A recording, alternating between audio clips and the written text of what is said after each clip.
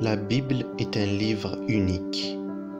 En le lisant, on se rend compte rapidement qu'il est vivant. La Bible est la parole de Dieu, le Dieu d'amour, le seul et unique vrai Dieu, celui qui subsiste à jamais, le Dieu qui n'a ni commencement ni fin, le Dieu qui t'a créé, qui m'a créé, qui a créé cet univers dans toute sa grandeur et sa beauté. Comme le dit Romains au chapitre 1, dans le verset 20, en effet, les perfections invisibles de Dieu, sa puissance éternelle et sa divinité se voient comme à l'œil, depuis la création du monde quand on les considère dans ses ouvrages. Dieu est éternel, sa parole l'est aussi. Si nous lisons le livre des Proverbes, au chapitre 1, le 7e verset nous dit « La crainte de l'Éternel est le commencement de la science. » Et le livre des Psaumes le complète en disant que tous ceux qui s'en inspirent, ils ont du bon sens. Un peu plus loin, dans le premier chapitre du livre des Proverbes, dans le verset 20, la parole nous dit « La sagesse crie dans les rues. Elle élève sa voix dans les places. Elle crie à l'entrée des lieux bruyants. Aux portes, dans la ville, elle fait entendre ses paroles. Jusqu'à quand, stupide, aimeriez-vous la stupidité? Jusqu'à quand les moqueurs se plairont-ils à la moquerie et les insensés haïront-ils la science? Dieu est partout. Il nous cherche. Il frappe à la porte de nos cœurs. Il nous appelle. Jusqu'à quand? Jusqu'à quand le monde aimera-t-il le mal? Jusqu'à quand l'homme sera-t-il loin de Dieu? Jusqu'à quand l'orgueil ne quittera-t-il son cœur? Jusqu'à quand aimera-t-il le plaisir plus que Dieu? Jusqu'à quand niera-t-il l'existence de Dieu et méprisera-t-il son amour? Mon ami, jusqu'à quand?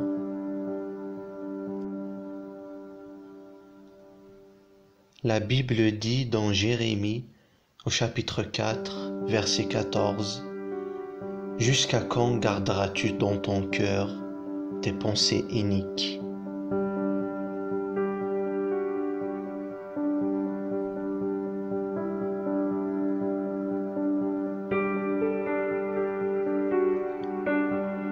Tournez-vous pour écouter mes réprimandes. Voici, je répandrai sur vous mon esprit, je vous ferai connaître mes paroles. Dieu, malgré l'orgueil de l'homme, malgré son cœur détourné de lui, malgré ses mauvaises œuvres, il tend ses bras ouverts à tous ceux qui le cherchent, car son cœur se réjouit de la repentance du pécheur. Il désire que personne ne périsse. Il veut vous donner gratuitement la vie éternelle. Tournez-vous à lui tant que ce n'est pas trop tard. Approchez-vous de lui pendant qu'il se trouve. Faites le bon choix. Si aujourd'hui vous écoutez sa parole, n'endurcissez pas vos cœurs, car la voix de l'homme lui paraît belle d'apparence, mais elle mène à la ruine.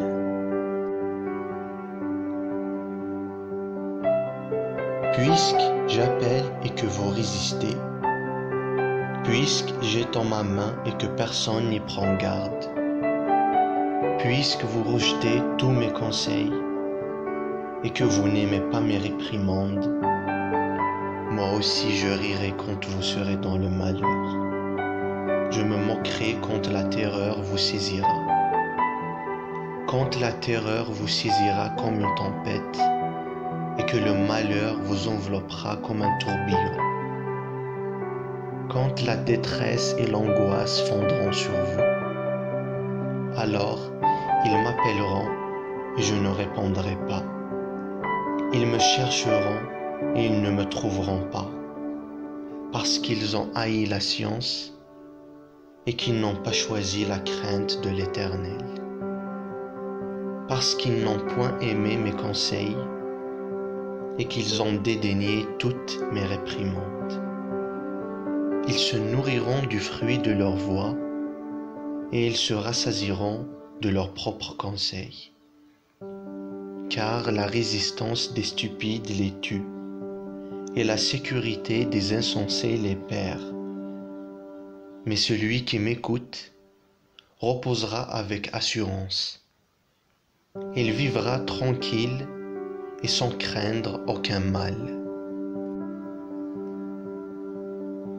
Regardons autour de nous.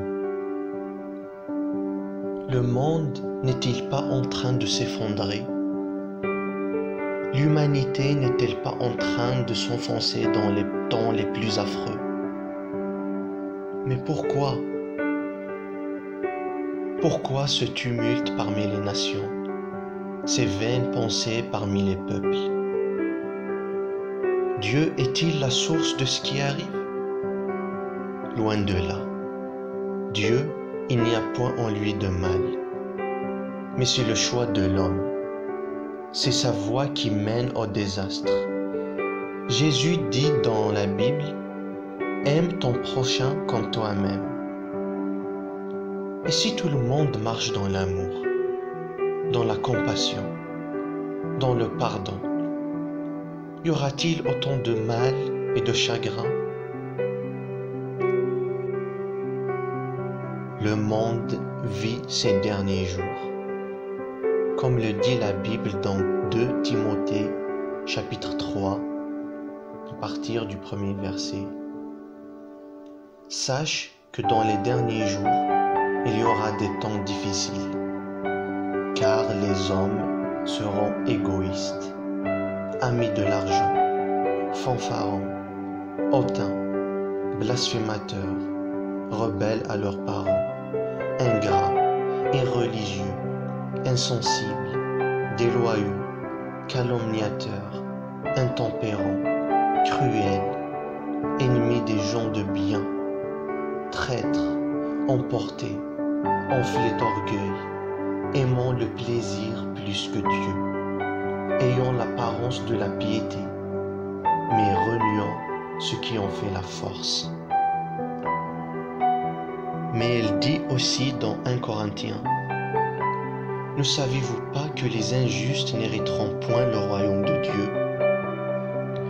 Ne vous y trompez pas, ni les impudiques, ni les idolâtres, ni les adultères, ni les efféminés, ni les infâmes, ni les voleurs, ni les cupides, ni les ivrognes, ni les outrageux, ni les ravisseurs n'hériteront le royaume de Dieu. »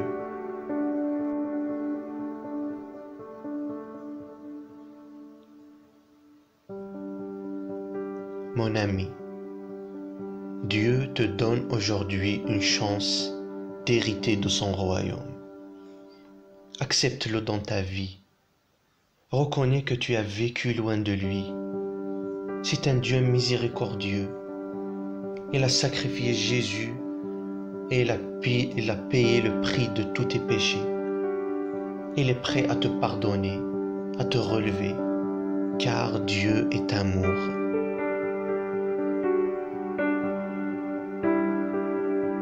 Lisons ce verset dans 2 Pierre chapitre 3 au verset 9. Le Seigneur ne tarde pas dans l'accomplissement de la promesse, comme quelques-uns le croient, Mais c'est quoi la promesse? La promesse, c'est la venue de Jésus. Comme le souligne Hébreux, chapitre 10, verset 37. Mais si nous continuons dans ce verset, il est dit, « Mais le Seigneur use de patience envers vous, ne voulant pas qu'aucun périsse, mais voulant que tous arrivent à la repentance. » Dieu vous aime. Il vous cherche aujourd'hui. Il ne veut pas que vous soyez morts. Il veut vous sauver. Il vous aime d'un amour éternel. Tournez-vous à lui.